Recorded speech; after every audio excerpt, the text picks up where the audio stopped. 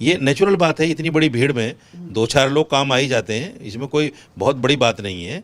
हिंदुस्तान में मुसलमान सेफ नहीं है। अब हमें अपना मुल्क अलग ले लेना चाहिए। नौजवान बच्चे जब सड़कों पे निकलेंगे तो उनसे गलतियां होंगी कि तू इधर उधर की न बात कर, ये बता काफिला क्यों लूटा। मुझे रहजनों से गिला नहीं, तेरी रहबरी का सवाल है। इस बिल के लाने से पहले सरकार मुसलमानों तक नहीं पहुंची, उनको समझाया नहीं, उनको बताया नहीं कि इस बिल में तुम्हारे लिए क्या फ़ायदा है, क्या नुकसान है। आनन फानन में एक बिल ले आई, योगी मोदी से डर के अपने काम पे लग गया मुसलमान। अब मुसलमान बच्चा आपको गांव में नहीं मिलेगा। लेकिन इन लोगों को जानबूझकर मुसलमानों को सड़कों पर लाकर हिंसा करानी है और हिंसा कराकर मुसलमानों को बदनाम करना है। यूपी के अंदर ये कहीं भी जो रास्ते लूटते थे 6 बजे 7 बजे, वो सब बंद हो गए। अब जो सड़कों पर निकलने की ये बात कह रहे हैं जैसे असदुद्दीन अवैसी, इसका एक अपना एजेंडा है। ये हिंदुस्तान में जिना बनना चाहता है। ये कहीं ना कहीं इसका अगर बस चले तो ये एक मुल्क अलग मांगने की कोशिश में है। देखिए, जो विपक्षी पार्टियां हैं वो सिर्फ ज़बान से कह रही हैं कि हम इस वक्त बिल को जो है नहीं मानते और ये मुसलमानों के ख़िलाफ़ है, मुसलमानों के फेवर में नहीं है, मुसलमानों की मस्जिदें चली जाएंगी, मुसलमानों के मदरसे चले जाएंगे। लेकिन जब हम अंदर से देखते हैं, 60 साल तो इन्होंने राज किया देश के ऊपर, कांग्रेस ने ख़ास तौर से। और कांग्रेस के ज़माने में 200-250 बीघा ज़मीन दिल्ली के अंदर कांग्रेस सरकार ने हथिया ली वक्फ बोर्ड की। मेरे पास सारे पेपर मौजूद हैं उसके।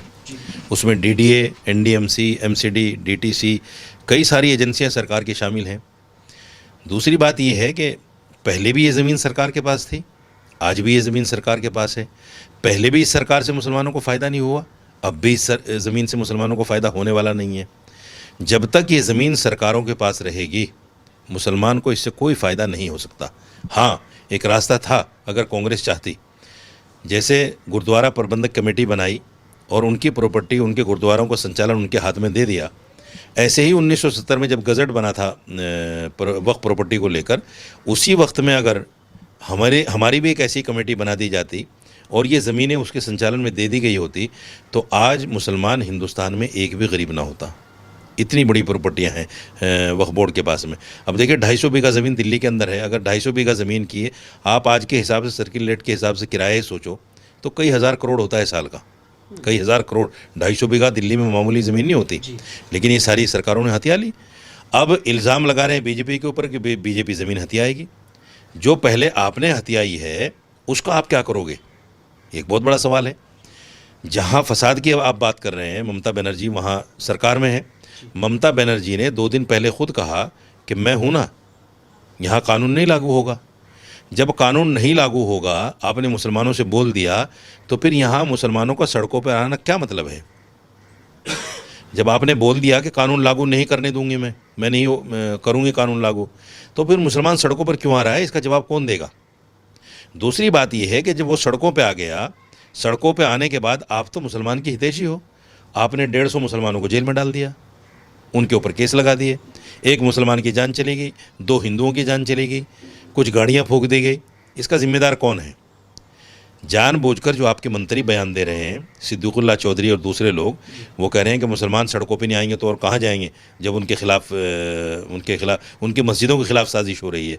तो जब इस तरह के बयान आपके मंत्री दे रहे हैं तो मुसलमान तो सड़कों पे बाहर निकलेंगे ना। सड़कों पे निकलने के बाद मुसलमान का ही नुकसान है। हम बार बार इसी बात को समझा रहे हैं कि मुसलमानों को समझना चाहिए, सड़कों पे निकलना किसी मसले का हल नहीं है। इसके अब 2 ही तरीक़े हैं। एक तरीक़ा तो यह है कि कोर्ट चले जाइए, कोर्ट से गुहार लगाइए। 15-20 लोग गए भी हैं उसमें, और 15 या 16 तारीख उसको मिली भी है कि भाई सुनवाई करेगा कोर्ट। या फिर एक रास्ता है, जैसे किसान बैठ गए थे धरने पर शांति के साथ में, कोई किसी तरह की किसी प्रॉपर्टी को नुकसान ना पहुंचाए, कोई गाड़ी ना जलाएं, कहीं कोई हिंसा ना हो, बैठ जाइए आप भी, आपका संवैधानिक अधिकार है, कौन मना करता है। लेकिन इन लोगों को जानबूझकर मुसलमानों को सड़कों पर लाकर हिंसा करानी है और हिंसा कराकर मुसलमानों को बदनाम करना है, मुसलमानों को बदनाम कराना है। ये जानबूझकर ऐसा कर रहे हैं। ये पूरे देश में जगह जगह विरोध हुए हैं और हो भी रहे हैं, लेकिन शांतिपूर्ण तरीके से और या संविधान के दायरे में। अकेले एकमात्र हिंसा की खबर बंगाल से आती है, तो आप इसके लिए मानते हैं कि सह में हुआ है सब कुछ दीदी के में? मैं वही कहता हूँ ना, एक मिसाल, एक शेर है, मैं आपको सुनाता हूँ कि तू इधर उधर की न बात कर, ये बता काफिला क्यों लूटा। मुझे रहजनों से गिला नहीं, तेरी रहबरी का सवाल है। जब आप सरकार में हैं वहाँ, आपके होते हुए मुसलमान कैसे सड़कों पे आ गया? आपने तो खुद कह दिया कि भाई मैं लागू नहीं करूँगी। तो जब उससे कह दिया आपने मुसलमान से, तो मुसलमान को तो शांत हो जाना चाहिए, खामोश बैठ जाना चाहिए कि भाई ठीक है, हमारे राज्य में ये कानून लगेगा नहीं तो फिर हम हिंसा क्यों करें? कानून लागू भी नहीं कर रही हो आप और हिंसा भी हो रही है, तो इसका जवाब कौन देगा? इसका जवाब तो आपको ही देना पड़ेगा ना। आपके मंत्री बाहर निकलकर लाखों लाखों लोगों को सड़कों पर ला रहे हैं।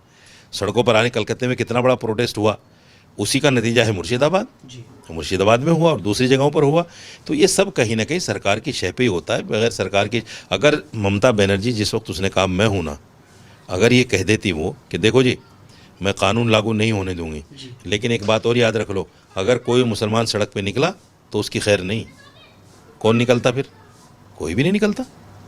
लेकिन आपने एक तरफ ये भी कह दिया, आपने दूसरी तरफ मंत्रियों को छूट दे दी कि भाई बोलो, निकालो सड़कों पर लोगों को। तो ये जानबूझकर माफ़ कीजिएगा, जानबूझकर किया जाता है ताकि मुसलमान को बदनाम किया जा सके। प्रदर्शन तक तो ठीक है, लेकिन हिंदुओं को निशाना बनाना, और जिस तरह से आज खबरें आई हैं कि मालदा तक आप देखिए हिंदू बड़ी संख्या में पलायन कर रहे हैं, चिंताजनक नहीं। पलायन वलायन तो देखो नहीं है, पलायन वलायन नहीं है, सुर्खियां हैं। पलायन तो मुद्दा बनाया जा रहा है, पलायन मुद्दा बनाया जा रहा है। मैं बेसिक सहारनपुर से हूँ, गंगो से हूँ, काम नहीं चला दिल्ली आ गया, इसको पलायन थोड़े बोलेंगे। हर स्टेट्स के लोग दिल्ली में आपको मिल जाएंगे, हर स्टेट के लोग मिल जाएंगे। वो क्या कोई पलायन करके थोड़े आए हैं? उसमें हिंदू भी हैं, मुसलमान भी हैं। अगर उन्हीं लोगों को आप पलायन से जोड़ दो, सपोज़ कीजिए कोई आदमी जाए मेरे घर पे सहारनपुर में और वो देखे कि साजिद रशीदी तो वहाँ है नहीं, और कह दे कि साजिद रशीदी तो पलायन करके लॉक लगा हुआ है। अब ये कोई पलायन थोड़ा ही हुआ। ये तो पलायन बिला वजह का मुद्दा बनाया जाता है। कोई भी इतनी बड़ी हिंसा थोड़ी है कि आदमी पलायन शुरू कर देगा। अरे भाई, हज़ारों लोग सड़कों पे निकले, चलो ठीक है, 2-3 आदमी की हिंसा हो गई, नहीं होनी चाहिए, एक के साथ भी नहीं होना चाहिए ऐसा, लेकिन हो गया। ये नेचुरल बात है। इतनी बड़ी भीड़ में 2-4 लोग काम आ ही जाते हैं, इसमें कोई बहुत बड़ी बात नहीं है, लेकिन एक भी नहीं होना चाहिए ऐसा। मगर इसकी वजह से लोग पलायन शुरू कर देंगे। पलायन तो नहीं है, बिला वजह का मुद्दा बनाया जा रहा है। यही तो मैं कह रहा हूँ कि राजनीति, आजकल जो राजनीति है, एक तो राजनीति का केंद्र बिंदु मुसलमान है। मुसलमान के अलावा ना विपक्ष की राजनीति चल रही है, ना सत्ता पक्ष की राजनीति चल रही है। दोनों के दोनों मुसलमान पे खेल रहे हैं। एक गाली दे रहा है, एक उनके हक में खड़ा है। ये राजनीति चल रही है। हिंदू की कोई बात ही नहीं कर रहा है। अब सरकार को देख लीजिए, सरकार बिल ला रही है तो हमारे लिए, ट्रिपल तलाक बिल आया तो हमारे लिए, अब ये बिल आया तो ये हमारे लिए, सब कुछ हमारे लिए हो रहा है। जिस हिंदू ने आपको वोट दिया उसके लिए आपने क्या किया? एक आध बिल तो उसके लिए भी ले आओ। लेकिन राजनीति सारी की सारी मुसलमान पे। और मैं हिंदुस्तान की बात नहीं कर रहा हूँ, सारी दुनिया का केंद्र बिंदु आज के टाइम में, इवन अगर ट्रंप को भी जीतना है तो वो भी मुसलमान का नाम लिए बगैर नहीं जीत रहा है। ये सोचिए आप बात। दूसरी, हिंदुस्तान में मुझे खुशी ज़रूर है कि कांग्रेस सरकारों के टाइम में जहाँ मुसलमान खड़ा हुआ था, मुसलमान एक ऐसी स्थिति में खड़ा था उस वक्त में कि मुसलमान ने एजुकेशन से अपना नाता तोड़ लिया, कारोबार छोड़ दिया, बदमाशी में आ गया, जेब कतरी में आ गया, रास्ते लूटने में आ गया, शराब बेचने में आ गया, नशा बेचने में आ गया। मुसलमान बच्चे ये करने लगे उस वक्त में जब कांग्रेस की सरकार, समाजवादी की सरकार, क्योंकि ढील मिल गई उनकी तरफ से, उन्होंने खूब ढील दी मुसलमानों को, करो जो कुछ करना हम है। जैसे ममता दीदी कह रही हैं, अब मैं हूँ ना, यानी करो जो भी तुम्हें करना है, कुछ नहीं होगा। आज वहाँ उस स्थिति में हिंदू खड़ा है। मुसलमान तो डर के अपने काम पे लग गया, योगी मोदी से डर के अपने काम पे लग गया मुसलमान। अब मुसलमान बच्चा आपको गांव में नहीं मिलेगा। अब आप देखो जाके, या तो पास में किसी शहर में सुबह जाएगा, शाम को वापस आएगा, या कहीं बड़े शहर में, दिल्ली जैसे शहर में चला गया काम के लिए, उसने नशा छोड़ दिया, नशा बेचना छोड़ दिया, आवारागर्दी में जो करता फिरता था वो छोड़ दिया। आज यूपी के अंदर ये कहीं भी जो रास्ते लूटते थे 6 बजे 7 बजे, वो सब बंद हो गए योगी जी के डर से। लॉ एंड ऑर्डर अच्छा हुआ है, ये भी बात है। दूसरे ये है कि जो आवारा बच्चे थे, हिंदू मुसलमान दोनों, वो सब के सब डर की वजह से अपने काम पे लग गए। उसमें ज़्यादा फ़ायदा मुसलमान का हुआ है, मुसलमान ज़्यादा था इसमें। तो आज हिंदू उस स्थिति में खड़ा है, और आने वाले वक्त में आप देखिएगा ये जितने बुरे काम हैं इसमें सब हिंदू मिलेंगे आपको 100%, चूँकि इनको ढील मिल जाएगी सरकार की तरफ से कि सरकार मेरी है, इनकी सिफारिशें होंगी, कोई पकड़ा भी जाएगा तो सिफारिश से छूट जाएगा, उस पर कोई कार्रवाई नहीं होगी। अब ये सारा काम जो है, अब देखिएगा आहिस्ता आहिस्ता गाय की जो तस्करी हो रही है आज के वक्त में, मुसलमान नहीं कर रहा है, हिंदू कर रहा है। टोटल गाय की तस्करी हिंदू कर रहा है। उसमें इतना ज़रूर है कि मुसलमान जहाँ से गाय लदती हैं ट्रकों में, वो ट्रक को लेकर चलने वाला मुसलमान हो सकता है, या कहीं ना कहीं 10 पैसे की पत्ती, 20 पैसे की पत्ती, या मजदूरी के हिसाब से, चूँकि वो कवर कर सकता है उनको, उस जगह तो आपको मुसलमान मिलेगा। नहीं तो मेन जगहों पर गाय की तस्करी में सारा का सारा हिंदू है, और हिंदू भी वो जो अपने आप को गाय रक्षक कहते हैं, गौरक्षक कहते हैं, वही इस काम को कर रहे हैं। सब बड़ी बड़ी फैक्ट्रियों में माल सप्लाई हो रहा है, जो जहाँ जहाँ भी गाय पालन होता है, और सरकार की तरफ से वो इस तरह के जगह बने हुए हैं। 5-5 हज़ार रुपये में ट्रक पूरी गाड़ियाँ लोड हो जाती हैं, और फिर वो बड़ी बड़ी जगहों पे जाती हैं, पैसा कमाया जाता है। वक्फ बोर्ड कानून बनने के बाद में प्रधानमंत्री मोदी जी का पहली बार बयान आया, जब आज रैली में उन्होंने कहा कि अगर वक्फ बोर्ड इतना ही मुसलमानों के लिए सही होता तो आज मुसलमान पंचर नहीं लगा रहा होता। नहीं, देखिए, ये बात अपनी जगह बिल्कुल सही है। 60 साल में कांग्रेस ने हमारे साथ बड़ा तुष्टीकरण किया है। सिर्फ हमें उन्होंने ये जताने और बताने की कोशिश की है कि मैं आपके साथ हूँ, यानी कांग्रेस आपके साथ है, दिया कुछ नहीं हमें। हम आज़ादी के बाद में 15% थे नौकरियों में भी, 15% पार्लियामेंट में, 15% विधानसभाओं में। आज वो रेशो घट के जो है 1% पे आ गया। ये कांग्रेस की देन है, इसमें कोई दो राय नहीं है। दूसरे, इसका जिम्मेदार मुसलमान भी है, क्योंकि मुसलमान उस छूट की वजह से इतना गलत जगहों पे चला गया, उसने कभी सोचा ही नहीं कि आने वाले 20, 30, 50 सालों में या 100 सालों में मेरा क्या होगा, मैं कहाँ खड़ा हुआ मिलूँगा। उसने उस ढील का नाजायज़ फ़ायदा उठाया और कांग्रेस को अपना हितैषी मानकर गलत जगहों पर, गलत रास्तों पर चला गया। मुसलमान भी जिम्मेदार है इसका। आज मोदी जी जो कह रहे हैं, ये बात बिल्कुल सच्ची है। मैं मोदी सरकार से भी कहता हूँ कि अगर आप मुसलमानों का भला चाहते हो तो ये जो प्रॉपर्टी हैं, आज जो कुछ भी बची खुची हैं, जो कुछ कब्ज़ा हो गए उसको छोड़ दीजिए, जो बची खुची हैं कम से कम यही एक मुसलमानों की कमेटी बनाकर, गुरुद्वारा प्रबंधक कमेटी की तरह उनके हाथ में दे दीजिए।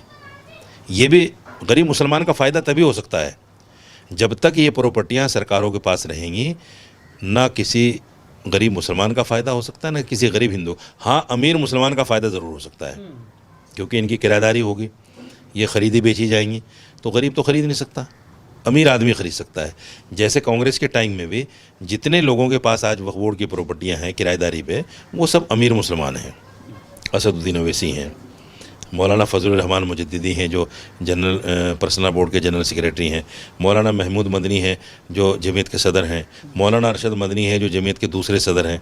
एक ऑर्गेनाइजेशन के 2 सदर हैं, और दोनों के पास वक्फ बोर्ड की ज़मीनें हैं। ये लोग इसलिए शोर मचा रहे हैं कि इनके पास वक्फ की ज़मीनें हैं।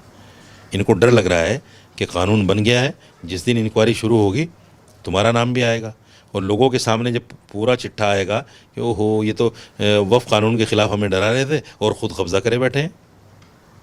ये उस चीज़ से डर रहे हैं, इसलिए शोर मचा रहे हैं कि मुसलमानों को सड़कों पे निकालो, ताकि सरकार हमसे बैठ के समझौता करे कि भाई देखो, तुम्हारी जगह को नहीं छेड़ेंगे हम, बाकी हमें करने दो जो भी है। जहाँ सरकार ने इनसे समझौता किया, ये देख लेना, खामोश हो जाएंगे। फिर इनको वक्फ कानून बुरा नहीं लगेगा। वक्फ कानून को जब तक ही बुरा लग रहा है, असदुद्दीन ओवैसी को भी, जब तक उन प्रॉपर्टियों के लिए सरकार ये ना कह दे कि जो आपके पास है वो हम नहीं छेड़ेंगे, जब तक बुरा लग रहा है। जो मुसलमान इनके बहकावे में आकर के, चाहे वो सड़कों पर आ रहे हैं या फिर हिंसा करने के लिए उतार हुए हैं, उनको क्या कहेंगे? उनके लिए तो देखिए, मैं एक ही मैसेज देना चाहता हूँ, सड़कों पर निकलना किसी भी मसले का समाधान नहीं है। और जिस तरह से आप सड़कों पे निकल रहे हैं, इस तरह तो बिल्कुल नहीं निकलना चाहिए। नौजवान बच्चे जब सड़कों पे निकलेंगे तो उनसे गलतियाँ होंगी, बिल्कुल होंगी। अगर कोई रहनुमा साथ में है, कोई उनको समझाने वाला साथ में है, कोई इनको कमांड करने वाला साथ में है, तो अपनी जगह है कि भाई चलो ठीक। जंतर मंतर पे अभी एक प्रोग्राम हुआ था 17 मार्च में, लाखों मुसलमान इकट्ठा हुआ, कहीं से कोई आवाज़ आई? क्योंकि ये सारे लोग वहाँ जमा थे कमांड करने के लिए। अब जो सड़कों पर निकलने की ये बात कह रहे हैं, जैसे असदुद्दीन ओवैसी, इसका एक अपना एजेंडा है, ये हिंदुस्तान में जिना बनना चाहता है। ये कहीं ना कहीं इसका अगर बस चले तो ये एक मुल्क अलग मांगने की कोशिश में है। ये कह रहा है कि मुसलमानों उठो, अब उठने का वक्त है, तुम्हारे सर पे तलवार लटकी हुई है, तुम्हारी मस्जिदों के ख़िलाफ़ साजिश हो रही है। इस तरह के बयान देकर मुसलमानों को भड़काने की कोशिश कर रहा है। जितना मुसलमान भड़केगा, जितना हिंदू मुसलमान फसाद होगा, इसको फ़ायदा होगा। फिर आने वाले वक्त में ये कहेगा 5-10 साल के बाद में कि देखो मैंने तो पहले ही कहा था हिंदुस्तान में मुसलमान सेफ नहीं है, अब हमें अपना मुल्क अलग ले लेना चाहिए। ये जिन्ना बन जाएगा। यही सोच है इसकी और उसी सोच पर ये काम कर रहा है। मुसलमान किसी ऐसी पार्टी को एक्सेप्ट कर ही नहीं सकता जो पार्टी सिर्फ़ और सिर्फ मुसलमानों के लिए हो। आपको याद होगा मुस्लिम लीग एक पार्टी हुआ करती थी आज़ादी के बाद, मुसलमानों ने नकार दिया उसको। मौलाना अबुल कलाम आज़ाद, हज़रत मोहानी और जितने भी हमारे बड़े उलमा थे उन सब ने उसको नकार दिया पूरे तौर से। इसलिए नकारा क्योंकि मुस्लिम पार्टी यहाँ कामयाब नहीं हो सकती। कामयाब इसलिए नहीं हो सकती, सपोज़ कीजिए 25% मुसलमान अगर एक साइड हो जाए, सरकार तो तब भी नहीं बनती। 150 करोड़ का देश है, 25% में कैसे सरकार बन जाएगी? और नफ़रतें और ज़्यादा बढ़ जाएंगी अगर मुसलमान एक तरफ हो गया। तो मुसलमान नाम से कोई पार्टी यहाँ सक्सेस कामयाब हो ही नहीं सकती। इसलिए जब हमने मुस्लिम लीग को नकार दिया तो असदुद्दीन अवैसी की जो पार्टी है उसको कहाँ कौन एक्सेप्ट करेगा? ठीक है, कुछ जज्बाती लोग हैं जो व्हाट्सएप से, फेसबुक से पढ़ते हैं और उससे मुतासिर होकर कहीं ना कहीं नारेबाजी में आ जाते हैं, असदुद्दीन अवैसी को अच्छा आदमी समझ लेते हैं। दूसरे ये कि बयान रोज़ाना इस तरह के देता है तो नौजवानों को लगता है कि यार यही एक आदमी है जो मुसलमान के लिए बोल रहा है, और उसके पीछे का जो मकसद है वो समझ नहीं रहे हैं। उसके पीछे का मकसद क्या है इस तरह के बयान देने का? तो सवाल ये है कि यहाँ जो कुछ भी राजनीति हो रही है ये राजनीति गलत राजनीति है, गंदी राजनीति है। ऐसी राजनीति, नफरत वाली राजनीति नहीं होनी चाहिए। आप इस कानून के खिलाफ में हैं, पक्ष में हैं? नहीं, देखिए मैंने तो पहले ही कहा आपसे कि कानून से ना मुसलमान को फ़ायदा पहले हुआ ना अब हुआ। पहले जब ये कानून नहीं था उस वक्त कोई मुझे बता दे कि प्रॉपर्टी से मुसलमान को फ़ायदा हो गया हो। मुसलमानों को फ़ायदा नहीं हुआ और गरीब मुसलमान को तो बिल्कुल नहीं हुआ। अब जो कहा जा रहा है कि गरीबों को फ़ायदा होगा, कैसे होगा? मुझे सरकार बताए। सरकार प्रचार कर रही है। नहीं, सवाल प्रचार करने का नहीं है, सवाल ये है कि सरकार ये भी तो बताए कि गरीब मुसलमान को फ़ायदा कैसे होगा, ये भी तो बताना चाहिए ना। मैं कहता हूँ, देखिए मैंने भी बीजेपी को वोट किया है इस इलेक्शन में, लेकिन एक बात मैं ज़रूर कहता हूँ, इस बिल के लाने से पहले सरकार मुसलमानों तक नहीं पहुँची, उनको समझाया नहीं, उनको बताया नहीं कि इस बिल में तुम्हारे लिए क्या फ़ायदा है, क्या नुकसान है। आनन फानन में एक बिल ले आई तो ठीक है, मैं तो उस नज़रिए से कह रहा हूँ कि मैं जानता हूँ जब ये बिल नहीं था तब भी मुसलमानों को फ़ायदा नहीं हुआ, अब ये बिल आ गया तो भी मुसलमानों को फ़ायदा होने वाला है नहीं।